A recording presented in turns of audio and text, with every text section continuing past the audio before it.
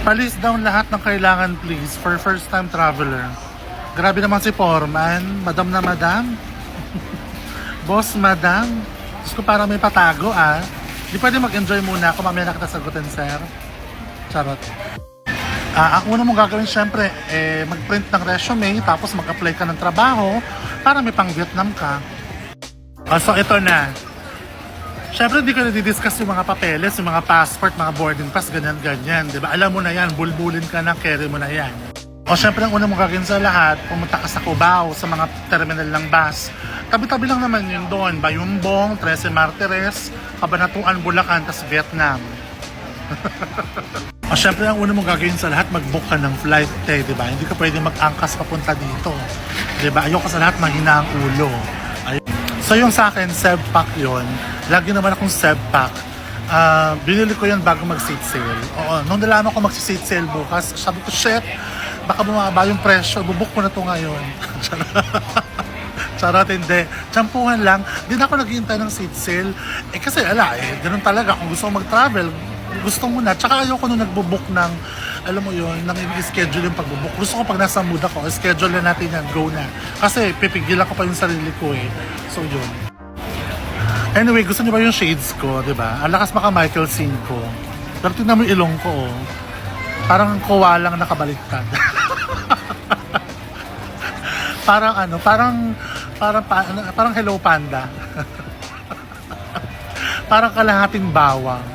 Tarantado. Huwag ka magkailan pang paritoke ko, duduraan ko kayo lahat. Matangin na iba na yung topic. So pangalawa, pag nakabook ka na ng flight, next mo naman ay yung tutulugan.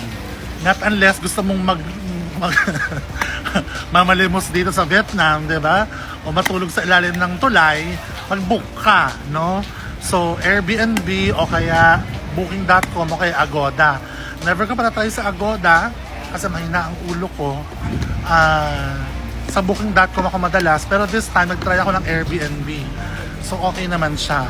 Yung Airbnb ko napakamura lang, 4,500 pesos. 7 araw na yun, mami. Diyos ko. Para ka nag-domestic helper dito sa Vietnam. O, so yun na. Kung meron kang flight at meron ka ng tutulugan, madali na lang lahat. Kasi, okay na eh. So, ang problemahin mo na lang susunod ay itinerary mo. Kasi kakailanganin din yan sa immigration officer. So, anyway, anyhow. So, yung IT naman, madali lang gawin. Kasi dito sa Vietnam, tabi-tabi lang naman sila. I-chat GPT mo na lang, tangin na problemahin ko pa. Ayun, syempre, pag gumagawa ka ng itinerary, yung mga tourist spot, minsan may mga bayad, ganyan, kineso, mag-book ka sa Klook. Hindi mo rin alam yun. Diba? Yan, hirap sa'yo, mahina ulo mo eh. Charot. Hindi, yung Klook, doon ka nagbo-book kapag yung mga trip kang pupuntahan, tapos may mga entrance fee kineso, ganyan. Pero pag mga museum lang, wag na.